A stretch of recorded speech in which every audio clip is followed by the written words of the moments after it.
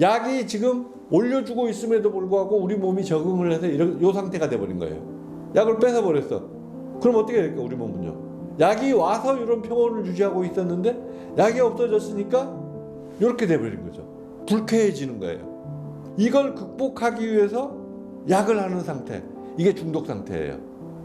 행복감이라고 표현할 수도 있는데 사실 행복하게 하는 게 아니거든요. 실제로 그런 자극이 없는데, 즐거움을 유발하는 정신 자극이 없는데 화학적 자극에 의해서 도취감, 즐거움 이런 게 느껴지는 거죠. 세상에서 즐거움을 잘 느끼지 못하는 사람들이 약물로 현재의 어려움을 벗어나고 싶을 때 이걸 사용하는 거죠. 그런데 이게 내성이 생겨서 반복해서 사용하면 유포리아가 안 와요. 오히려 약을 끊으면 굉장한 불쾌감, 그리고 육체적으로 견디기 어려운 여러 증상들이 나타나요. 그 증상들에서 벗어나기 위해서 약을 해야만 되는 상황까지 가는데 그게 중독이죠. 도파민의 유리를 증가시키는 거예요. 그 도파민의 유리가 한쪽으로는 집중력 강화나 각성작용으로 나타나지만 한쪽으로는 유포리아 형성으로 나타나는 거고, 그뿐만 아니라 소위 우리가 조현병이라고 그러는데 이게 심하면 정신병적 증상까지도 나타나는 거죠. 그래서 우리가 위험하다고 하는 거죠. 사람은 누구나 행복하게 오래 살기를 바랍니다. 그게 생물학적 본능이에요. 즐거움에는 두 가지가 있어요. 반복해서 하면 쉽게 즐겁게 되는 거와 처음에 즐거움을 느끼지만 계속 할수록 더 강한 자극을 요구하는 즐거움이 있는데, 이 마약류는 그 후자에 속하는 거고, 쉽게 우리가 클럽 가서 노는 걸 생각하면 돼요. 몇 번 가면 그게 그렇게 처음 느꼈던 것처럼 즐거움이 안 느껴지죠. 그런데 마약이 그런 거예요. 중독을 이렇게 생각하면 돼요. 우리 마음이 이렇게 평온한 상태예요. 마약은 뭘 하는 거냐? 이걸 업시키는 거예요. 화학물질은 밖에서 온 잘못된 자극이에요. 우리 몸은 그 자극으로부터 내 몸을 보호하려고 해요. 그게 우리가 항상성 메커니즘인데, 항상 똑같이 하려는 메커니즘에 의해서 약이 계속 자극하니까 자꾸 이렇게 올라가니까 이걸 내리려고 하죠. 약이 지금 올려주고 있음에도 불구하고 우리 몸이 적응을 해서 이 상태가 돼버린 거예요. 약을 뺏어버렸어. 그럼 어떻게 될까 우리 몸은요? 약이 와서 이런 평온을 유지하고 있었는데 약이 없어졌으니까 이렇게 돼버린 거죠. 불쾌해지는 거예요. 이걸 극복하기 위해서 약을 하는 상태, 이게 중독 상태예요.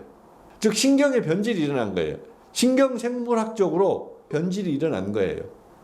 계속 하면 할수록 더 많은 약의 양을 요구하니까, 한 번 한다 그래서 신경의 변질이 일어나거나 그러진 않습니다. 실제적으로. 그런데 한 번 했을 때 그 얻어진 다행감이 어디에 저장되어 있냐면 기억 회로에 저장이 되어 있어요. 근데 그 강렬한 자극은 한 번 주어진 자극이지만 너무 강렬하니까 기억에 박혀 있어요. 그래서 그 기억을 자꾸 끄집어내는 거죠. 아, 그거 진짜 좋았는데. 좋았던 건 하고 싶어요. 그것 때문에 내 생활이 크게 변하지 않아요. 그러니까 괜찮네. 한 번 했는데 괜찮네. 그리고 또 하는 거죠.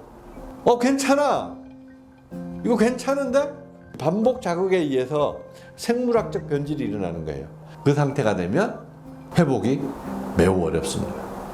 중독자들은 환자입니다. 그런데 그 환자라는 인식을 인정하지 않습니다. 호소하는 거죠, 호소. 약을 하기 위해서는 우리가 비도덕적이라고 생각하는 일들을 하는 거 전혀 죄책감이 없이 해요. 그 관계에서 거짓말하거나 관계가 왜곡되는 건 스스럼 없이 하는 거죠. 필로폰 중독도 질병이잖아요. 회복이 가능한 질병이라고 과학적으로 입증이 되었습니다. 그 사람이 의지력을 가지고 그걸 극복하겠다고 했을 때 치료가 가능한 질병이다. 그런데 좋은 치료제는 아직 없다. 그러면 어떻게 치료하냐?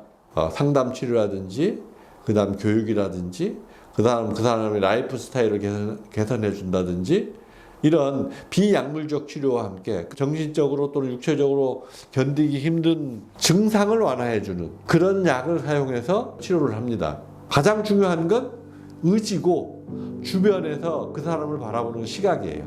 이 사람이 치료될 수 있도록 지원을 해주는 거죠. 왜 그럼 좋은 치료제가 안 나오느냐? 치료제 개발을 많이 하고 있죠. 뭐 백신 같은 것도 있고요. 그런데 이 사람은 필로폰 백신을 맞고서 필로폰은 효과가 없으니까 다른 마약을 가지고 해요. 금단 증상이나 이런 건 그냥 있는 거예요.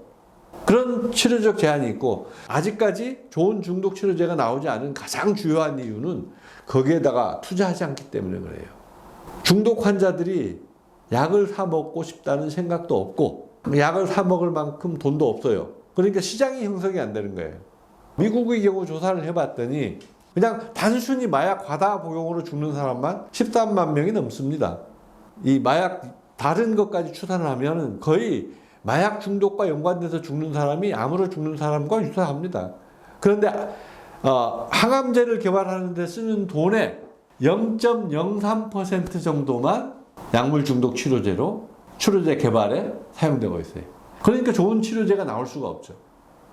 그러니까 마약 중독자들이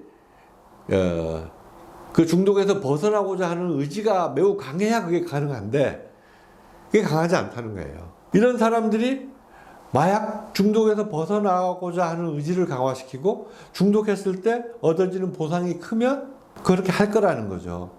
그나마 효과가 있는 게 보상금이에요. 마약을 안 하면 돈을 주는 거예요. 그러다 마약을 하면 그 사람에게 더 큰 처벌이 주어지는 겁니다, 대신에. 그러니까 전적으로 보상만 하는 게 아니고 그 돈 받은 것만큼 본인이 노력을 해야 된다는 거죠. 그런 걸 잘 IT로 관리할 수 있도록 만들어 놓은 게 리셋이에요. 그 사람에게 웨어러블을 하나 차게 해놓고 다 감시를 하는 거예요. 그래서 벗어날 수가 없어요. 그 웨어러블을 자기가 차고 있어야 되고, 약물로 치료하는 치료제는 개발되지 않았지만 디지털로 치료하는 방식들은, 디지털 헬스케어 시스템들은 계속 발전하고 있습니다. 한 번 하고 끝나는 경우는 거의 없습니다. 한 번 하면 두 번 하게 되고, 두 번 하면 세 번 하게 되고, 세 번 하면 더 강한 걸 찾게 되고, 결국 죽어야 끝납니다. 중독자들에게 희망이 없는 건 아니지만 강한 의지, 그리고 부단한 노력이 필요한 일입니다. 모든 인간은 행복하게 오래 살기를 원한다는 그 본능에 동의합니다. 즐거움이나 행복을 찾는 방법이 마약일 수 있습니다. 그러나 마약은 결국 우리를 사망으로 몰고 갑니다. 즐거움과 행복은 일상적 활동 중에서 찾아야 할 겁니다. 정말 즐겁게 살고 싶은 분들은 본인이 정말 즐거워했던 일이 뭔지, 본인이 꼭 하고 싶었던 일이 뭔지를 먼저 찾게 되길 바랍니다.